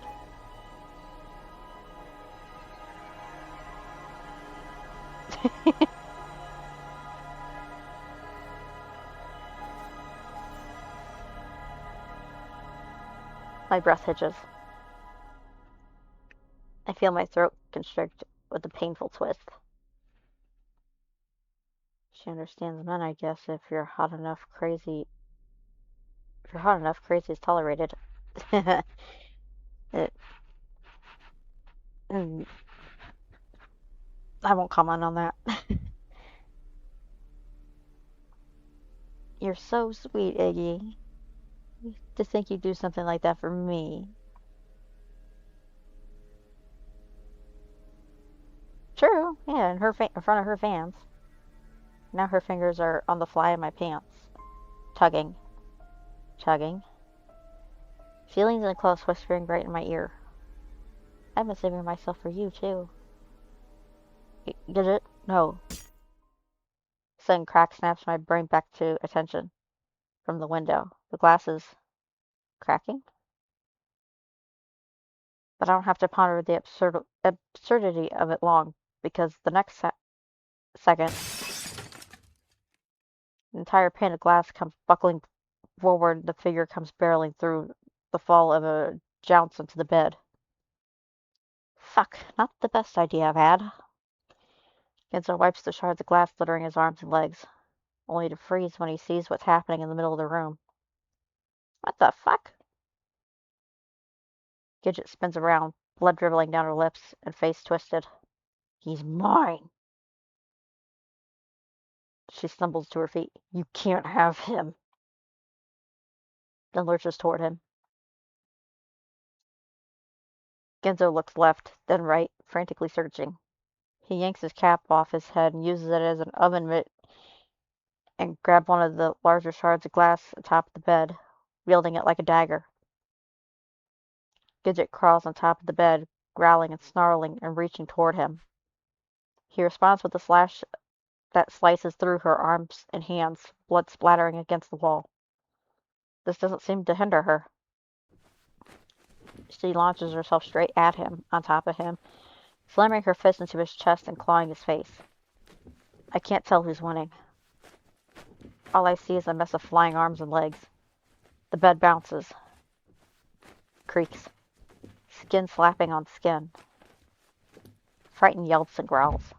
Finally, Genzo lets out a yell and rolls over, taking her with him, spinning, spinning, till they both fall to the floor with a thud. Gidget suffers the brunt of it, her head cracking against the floorboard. Then Genzo takes this opportunity to grab her, yank her to her feet, position the shard of glass just beneath her throat. He turns to me, to us, to the rabid group of fans he can hear hissing in fear at the sight of their idol in danger. Let him go, Genzo's voice strangely calm. He presses the tip of the glass shard into Gidget's neck. Let him go or I kill her. That's a moment of hesitation, of uncertainty. Then I feel the bruising grips of my arms and legs begin to loosen, to fall away. I slump to the ground with a cough. Now step back. Another jab with the glass. When they don't move, he takes a step forward, wrenching Gidget tighter in his grip. I said, step back. The fans finally do as he says, hissing as they retreat to the far wall, almost like cornered snakes. Gidget laughs. A low, throaty chuckle. Aren't you so sweet? Aren't you sweet? The gallant savior. But we both know, but we both want the same thing. He shakes her so hard, her head snaps back with a jolt. Are you done? This is met with another giggle. Then, Eggs, can you walk? I stumble to my feet, head spinning. My vision still blurry, but I nod, my head all the same, limping toward him. Genzo must be Genzo must get a good look at me for the first time, because his eyes go wide with concern. Oh, fuck. Oh, Iggy.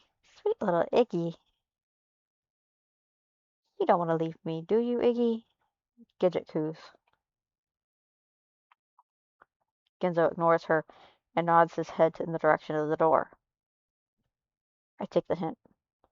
You know, Gidge, this has been great and all, but I think we're going to have to take a rain check, Genzo says. He shoves her toward the bed and takes off. Go, go, go, go, go. Two of us go streaking out the door and back into the hallway even as Gidget's laughter pierces the silence behind us. I'm coming for you, Iggy. Just you wait. You'll be mine. Another shriek of laughter. We make it to the stairs, stumble down the first floor. The music is still playing. The patrons are still in bedding. They look up as we race and shove past our way through. Just when we make it through the door, Gidget appears at the top of the steps, pointing down at us and flanked by her groupies. Get them, you idiots! That's an order from your queen. Shit, shit, shit, shit, shit. We practically fly outside, out into the night air, the sound of mugs slamming and chairs scooting right behind us. To the pier, come on! Genzo yelps and beckons me off to the right. I go careening after him, staggering and lurching, one hand on my head to keep the world from spinning. Around the next corner, my legs twist over themselves, give out, and send me face first into the brick. Fuck. Genzo rounds back, yanking me by my shirt, tugging on my arms. He must do some mental calculations at this point as he looks behind us. Because in the next moment, he's got my thighs and me scooped up over his shoulder, huffing and puffing and dashing down the street toward the pier as I hold on for dear life. It's a good thing you're light as a stick, he gasps, out between breaths. We don't have too far to go, just down the winding road. But already I can hear footsteps behind us, lots of footsteps, and shouts too. I don't dare look up, instead keeping my eyes clenched shut and fingers clamped in the fabric of Genzo's jacket. Once I hear the gentle slap of water, I know we've reached the pier. Genzo stops momentarily, turning first right, then left. He starts forward again, toward the edge, toward the water. You're gonna have to jump for me, Eggs. My heart skips a beat, but I brace myself all the same. It's next instant, Genzo drops me to the ground. I look forward just in time to see a little blue sloop from earlier, Genzo already at work on the rope, keeping it tied to the dock. I should have just jumped in, no questions asked. But in that one overly curious moment, I glance behind us and instantly freeze. The whole town's racing down the road after us, their feet slamming against the brick, arms raised, shouts and yells and whoops and hollers rip through their throats. It's like the entire army of an apocalypse is bearing down on us, ready to rip us limb from limb. Get in! I hear Genzo's voice, but it doesn't register. He got the rope untied, but I can't seem to move. All I can do is stare at the teeming, withering mob barreling toward us. God damn it. That's the last thing I hear. Before Genzo football tackles me square across the middle, both of us flying off the edge of the pier and landing hard on the bottom of the boat. My head rings, vision swaying. Air knocked from my lungs, hovering somewhere up above my gasping lips. Fuck. I hear Genzo again. He's got his head clenched in his hands and curled into the ball next to me. But we're moving. Away from the pier. Away from the throng of angry townspeople. My gaze clears. I can see them standing at the edge, shouting at us, shaking their fists as we float away. Genzo pushes himself to his feet and raises his own fist in return. Good riddance. I, however, stay down. The panic finally begun to recede, but it leaves a hole in its place. A strange hole that leaves me somehow hollow, empty, feeling as everything, feeling everything at once. I raise my hand. It's shaking. Why is it shaking? Then the tears come, blurring my eyes, hot and stinging as the pull beneath my eyelids, and wind rivers down my cheeks. And wine. Genzo rubs his face, repositions his cap before returning his attention to me. He immediately blanches. Fuck, eggs. He starts as he kneels down beside me, voice catching. What'd she do to you? I can only look at him. Look at him as though I don't even know who he is. My chest so tight I can't breathe.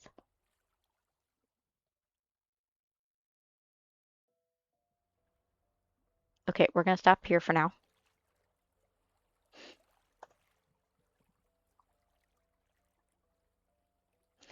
And we're gonna go raid somebody. Maybe.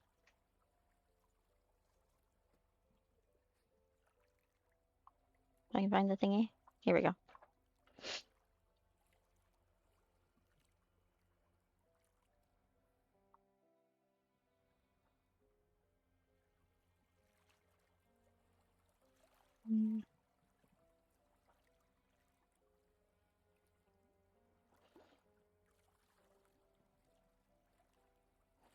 I know he's on here. Here we go. Go say hi to Skid, everybody. They're playing Deltarune. And I will see you tomorrow. Bye bye.